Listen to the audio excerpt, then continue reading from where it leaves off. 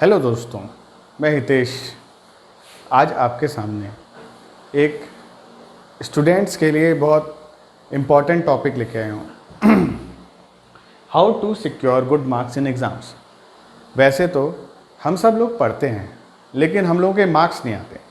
इसका कारण बहुत सोच समझ के मैंने कुछ कारण लिखे हैं। मैं आपको बताऊंगा कि हमें कैसे अच्छे मार्क्स लाने हैं और एक नॉर्मल बच्चा भी 90% के आसपास नंबर ला सकता है, लेकिन आपको ये सब रूल्स फॉलो करने पड़ेंगे। और ये जो वीडियो है ये उनके पेरेंट्स के लिए भी है, क्योंकि बच्चे जो हैं वो अच्छे से अपने आप को संभाल नहीं सकते। तो उनके पेरेंट्स की भी जिम्मेदारी है कि इन सबको सुने और समझे कि हमें क्या करना चाहिए। सबसे पहले एकेडमिक्स का देखते हैं कि स्कूल में नंबर कैसे लाने। अब ये देखिए, सबसे इम्पॉर्टेंट चीज़ होती है रॉन्ग स्ट्रैटेजी। हम लोग पढ़ाई की स्ट्रैटेजी बनाते हैं लेकिन वो पढ़ाई की स्ट्रैटेजीज़ कई बार गलत हो जाती हैं। जैसे कि हम लोग रात को पढ़ने लगते हैं। आप जानते ही हैं कि रात को ऑक्सीजन लेवल कम रहता है तो दिमाग में नींद रहती है और इस कारण कई बार हम पढ़ते बहुत ज़्यादा हैं लेकिन मार्क्स नहीं आ पाते। तो हमें इस टाइप से हमें देखना चाहिए कि कौन सी स्ट्रेटजीज़ हैं वो हम गलत फॉलो करते हैं, और अपने टीचर से या आप मेरे को कमेंट्स में पूछ सकते हैं कि हम लोग ये सही कर रहे हैं गलत कर रहे हैं। दूसरी चीज़, फोकस बहुत ज़रूरी है। अगर आपको कोई एग्ज़ाम की तैयारी करनी है, जैसे आप देख लीजिए आपको 10th का एग्ज़ाम देना है, 12th का एग्ज़ाम देना है, तो हम लोग क्या करते हैं, एक बुक खरीदते हैं और पढ़ते रहते हैं और हमारा सिलेबस कभी पूरा नहीं हो पाता। हो भी जाता है तो हम रिवीजन नहीं कर पाते। सबसे इम्पॉर्टेंट जो मैं इन सब लोगों को कहना चाहूँगा, और मैंने अपनी लाइफ में भी ये जब से फॉलो करा है तब से मेरी लाइफ में बहुत ईजी हो गई है सब कुछ, पढ़ाई लिखाई। तो सबसे पहले आपको एक सिलेबस है जो आप एग्ज़ाम देने वाले हैं उसको लीजिए, अपने दीवार में प्रिंट आउट निकाल के रख लीजिए और उसको डेली देखिए कि आपका उस चीज़ का सिलेबस क्या है।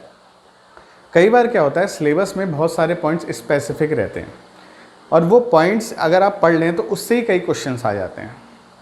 और कई बार हम चीज़ें आउट ऑफ सिलेबस पढ़ते हैं क्योंकि रेफरेंस बुक्स कई बार रहती हैं वो ऐसे रहती हैं कि एक लेवल हाई पढ़ाने के लिए। तो हम लोग को सबसे पहले फोकस रखना चाहिए अपना सिलेबस में। तीसरी चीज़ सबसे इम्पॉर्टेंट है कि पिछले जितने सालों के आपको सैम्पल पेपर्स मिल जाएं, 10 साल ले लीजिए, तो उनके सैम्पल पेपर्स हमें पहले करने चाहिए जब हम कोर्स कर लें उसके बाद। ये नहीं कि हम लोग क्वेश्चंस करते रह रहे हैं ऑनलाइन, सारी रेफरेंस बुक्स रिवीजन कर रहे हैं, लेकिन हम सैम्पल पेपर एग्ज़ाम से 1 महीने पहले करते हैं। लेकिन हमें ये नहीं करना चाहिए। सबसे पहले हमें जब हमारा कोई टॉपिक हो जाए तो उसके सैम्पल पेपर्स करने चाहिए, पिछले साल के क्वेश्चंस करने चाहिए, क्योंकि वही क्वेश्चंस रिपीट होते हैं। और अगर हम वही क्वेश्चंस भी कर लें तो हम काफ़ी अच्छे नंबर स्कोर कर सकते हैं। और कई क्वेश्चंस और जो पुराने होते हैं उस पर ही बेस्ड होते हैं। अपने नोट्स आप अप टू डेट रखिए, क्योंकि आप लास्ट दिन इतना सारा कोर्स नहीं पढ़ सकते हैं। जैसे आप देख लीजिए केमिस्ट्री पढ़ते हैं, अब इतनी सारी केमिस्ट्री आप बुक्स एक रात में नहीं पढ़ सकते हैं। आप रेफरेंस बुक देखते हैं वो इतनी मोटी मोटी होती हैं, आप वो पढ़ते हैं, एनसीईआरटी पढ़ते हैं। तो आप लोगों को सबसे इम्पॉर्टेंट है एक क्रिस्प नोट्स बनाने हैं और इम्पॉर्टेंट टॉपिक्स जो सिलेबस में दिए हैं उसके हिसाब से नोट्स बनाने हैं, ताकि जैसे आपको कोई रिएक्शन है वो रिएक्शन नीचे लिख लीजिए और उसके 2-4 पॉइंट्स उससे रिलेटेड आप लिख लीजिए, ताकि एग्ज़ाम से एक रात पहले आप देखें और फटाफट उसका रिवीजन हो जाए।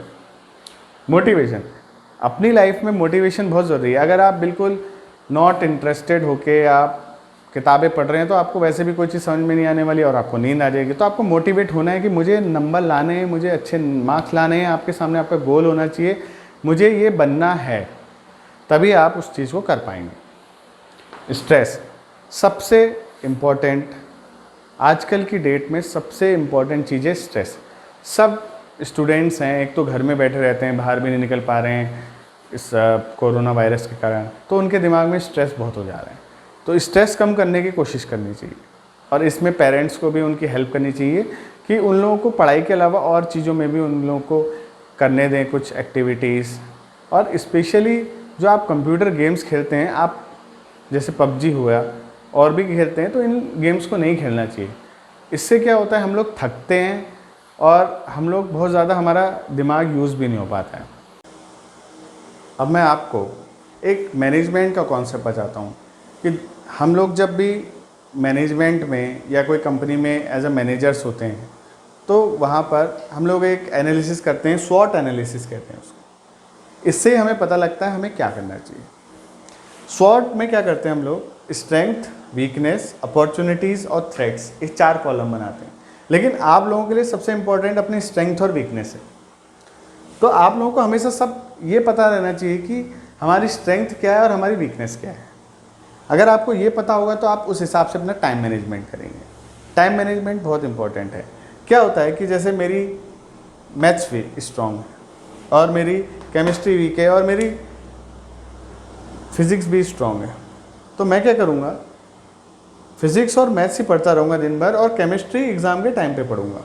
इससे क्या होगा, मेरी केमिस्ट्री और वीक हो जाएगी और मैं क्या करूँगा, इसमें तो मैं अच्छे नंबर ले आऊँगा लेकिन केमिस्ट्री में मेरे अच्छे नंबर नहीं आएंगे। तो मुझे पता होना चाहिए कि केमिस्ट्री मेरी वीक है और जो जो सब्जेक्ट है मुझे अपने नंबर्स देखने चाहिए, पेरेंट्स को अपने बच्चों के नंबर देखने चाहिए और ये देखना चाहिए कि क्या क्या वीक है और जो जो वीक चीज़ हैं उन सब चीज़ों की लिस्ट बनाइए और उसमें थोड़ा और ध्यान देने और इंटरेस्ट पैदा करने की ज़रूरत है।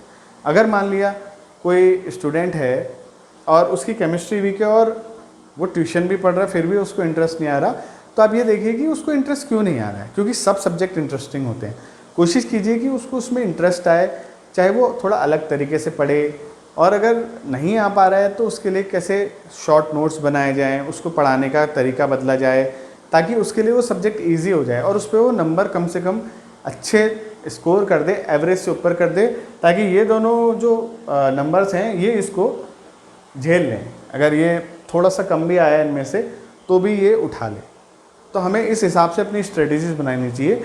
और अपॉर्चुनिटीज़ जैसे हम लोग ये कर सकते हैं कि जैसे इससे रिलेटेड नहीं है लेकिन अगर हमें अपनी लाइफ में कोई अपॉर्चुनिटी है, जैसे मैं सोच रहा हूँ इंग्लिश एक अपॉर्चुनिटी है, चाहे इंग्लिश में मेरे सब्जेक्ट इंग्लिश है या नहीं है इससे मुझे मतलब नहीं है, लेकिन मुझे फ्यूचर में उससे फ़ायदा हो रहा है तो मुझे वो करना चाहिए। तो इसलिए मैंने लिखा, जैसे एक्स्ट्रा करिकुलर एक्टिविटीज़ होगी।